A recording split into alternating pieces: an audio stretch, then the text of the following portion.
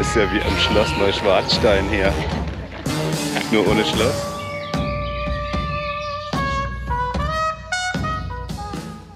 Hallo und herzlich willkommen. Wir stehen hier unterhalb der Zugspitze und schauen uns heute mal den Eibsee an. Ja. Ja.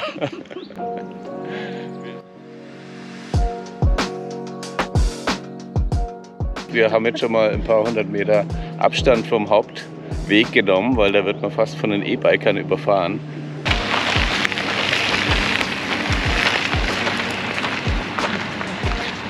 Ja, Wandern ist im Trend. Also das ist hier echt, glaube ich, Bergtourismus maximal.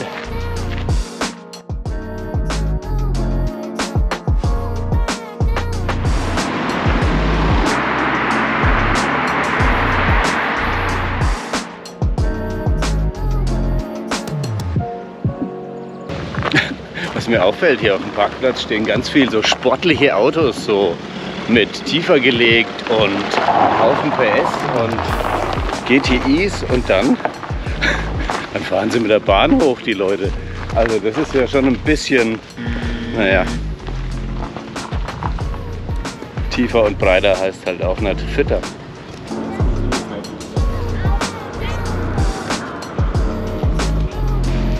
Gleich wird es wild romantisch am Eibsee. Wir müssen nur noch am Busbahnhof vorbei und an den Parkplatzwächtern. Ich sehe Touristen. Ich sehe ihn, den schönen Eibsee.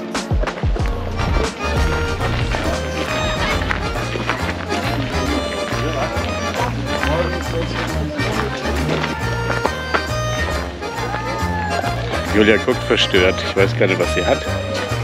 Größere Gruppe, schnell.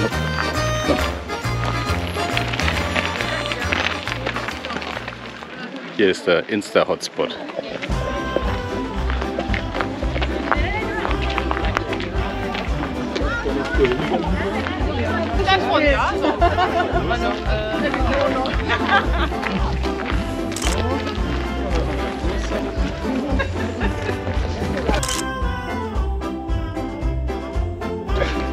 Es ist ja wie am Schloss Neuschwanstein hier. Nur ohne Schloss.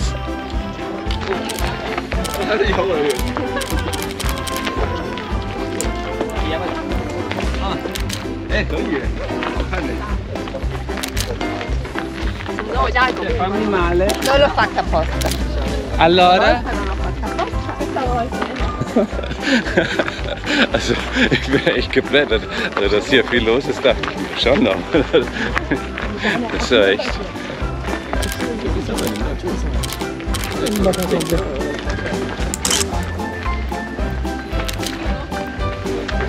Wichtig für Asiaten ist immer, deswegen kommen meine YouTube-Videos wahrscheinlich in Asien nicht gut an, weil ich nicht mache.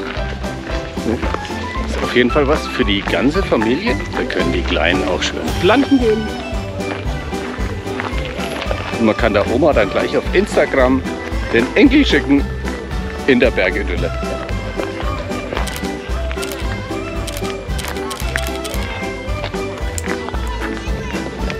Nein, die Großeltern machen selber die Insta-Fotos.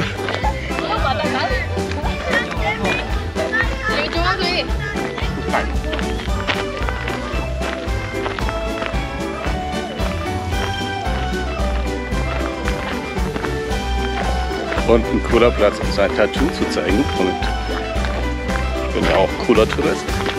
So, jetzt hier mein Selfie.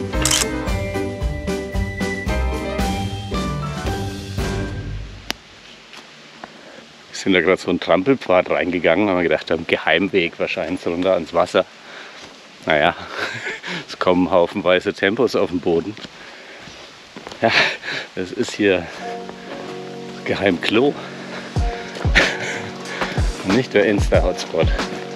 Gut, ich meine, die Insta-Girls, die müssen ja auch mal pipi. Ist ja völlig legitim. Ohne Tempos. In der Natur wird ohne Papier oft umgegangen. Wieder was gelernt. Echt? Natürlich. Also kommt drauf an, welches Geschäft man tätigt, nehme ich an, oder? Ja, aber dann nimmt man sie mit. Und dann ist sie nicht da. Oder man vergräbt sie. Aber nur wenn es Toilettenpapier ist, nicht wenn es Tempo ist. Weil Tempos zersetzen sich nicht. Ich glaube, das Thema blenden wir jetzt mal aus. Moment. Ich lenke jetzt mal ab. Hier so schöne Bänkchen, schöner Blick. Und wild romantisch gibt es hier überall kleine Müllsammelbehälter. Also ich weiß nicht, die hätte man doch auch in so eine Holzkiste einpacken können, dass es ein bisschen mehr so nach Natur ausschaut. Also sogar in der Stadt macht man das, dass man da irgendwie so einen Müllcontainer baut für die Mülltonnen. Ne, hier stehen die einfach am Wanderweg. Ja, habe ich es nicht gesagt. Wir kommen so langsam an den hinteren Seeteil und hier wird schon merklich entspannter, weniger Leute.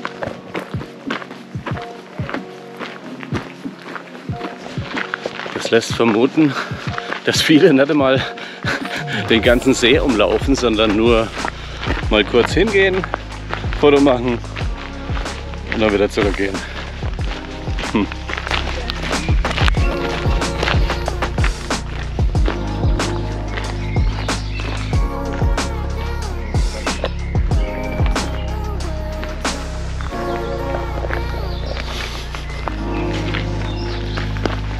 Chillige Plätzchen für die heutige Wanderjugend.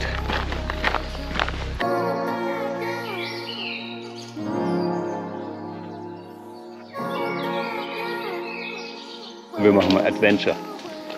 Hier, Adventure-Pfad. Ah, ist das mal klares Wasser? Wir sind allein am See.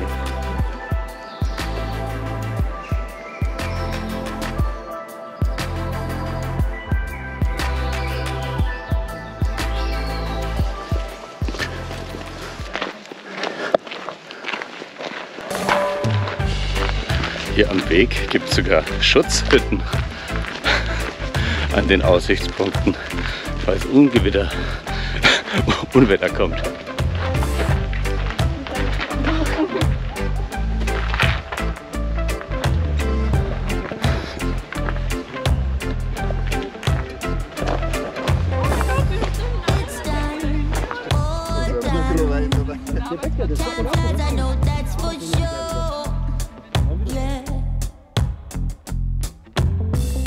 Ein Wasserfall.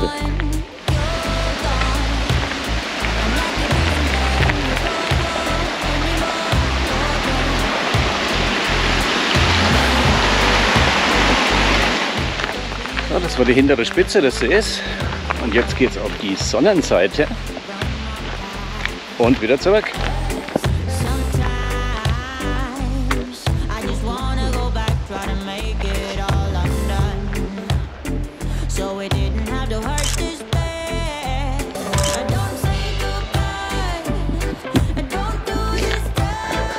Da muss man einfach, das verstehe ich. Also es sind schon sehr schöne Ausblicke hier, wirklich. Und jetzt mit dem schönen Licht hier. Wow, kann schon was.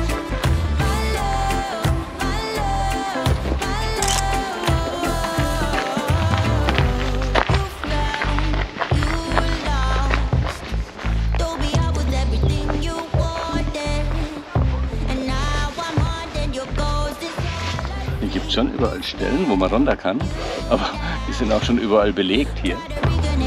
Aber nice. Okay.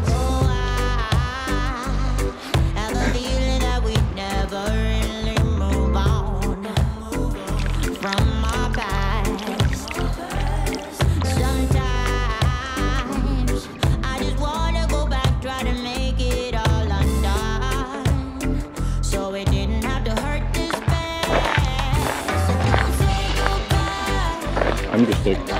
Julia ist angesteckt. Mama.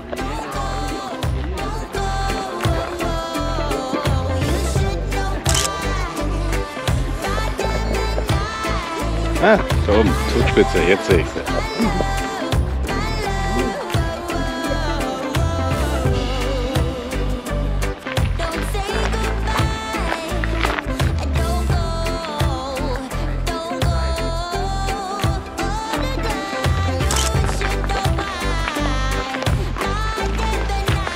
Wie viele Millionen Fotos wird es von diesem Eibsee eigentlich schon geben?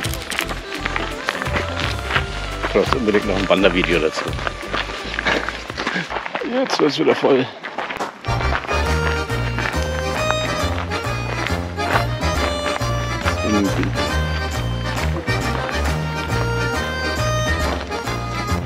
Endpunkt der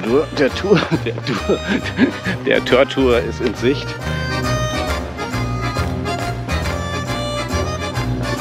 Drüben ist der Eibsee-Pavillon, wo wir jetzt mal hier Käffchen und After-Umrundungsradler oder sowas zu uns nehmen.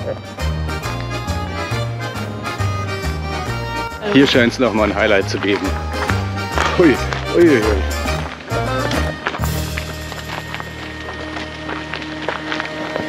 Eine Brücke.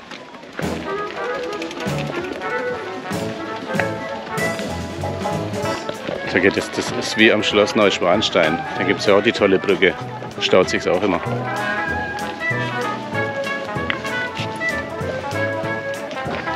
Das ist mal oldschool. Kann man nur durchgucken, ohne dass es Fotos macht. Nennt sich Fernglas für die jüngeren Zuschauer.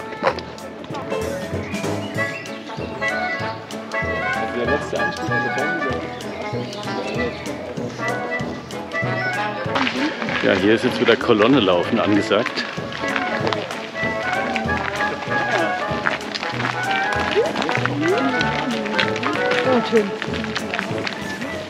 Ja, für die, die nur die ersten 100 Meter zum schönen Fotopunkt machen und dann wieder zurückgehen. Das ist also die Autobahn. So, Endpunkt der Rundtour am wildromantischen Parkplatz. Ja, okay, wir landen jetzt doch nicht direkt am Pavillon. Jetzt müssen wir noch mal hier in die Rundtour einsteigen. Wir kennen ja den Einstieg über die Bushaltestellen und am Parkwächter vorbeischauen. Planänderung. Ne, wir wollen uns da nicht anstellen. Das ist irgendwie nicht so idyllisch. Jetzt suchen wir uns was anderes. Aber jetzt müssen wir erstmal unsere Wanderung ja noch fertig machen. Wir sind auf dem Rückweg nach Greinau. Und da muss ich doch jetzt einfach mal ein Fazit loslassen zur Eibsee-Umrundung.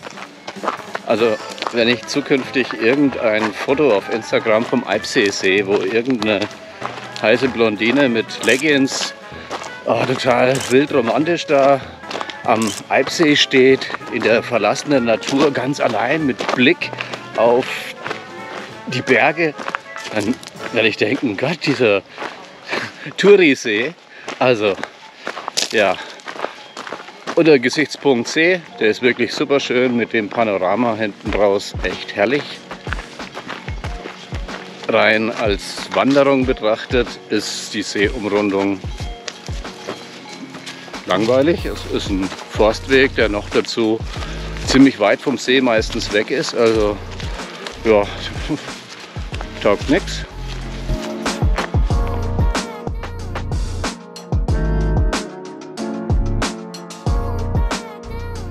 So, am Ausgangspunkt angekommen. Mal einen Blick auf das tolle Panorama. Und ich muss sagen, alles zusammen. Schöner See, tolles Panorama, entspannter Wanderweg. Alles in allem ein schöner Ausflug. Ich bin froh, mal hier gewesen zu sein, mir das angesehen zu haben. Und ja. Julia. Sie bestätigt. Das war der Eibsee. So, und jetzt suchen wir uns irgendwo ein nettes Gasthaus hier in den umliegenden Dörfern, wo man gechillt im Biergarten sitzen kann, ohne so viele Touristen.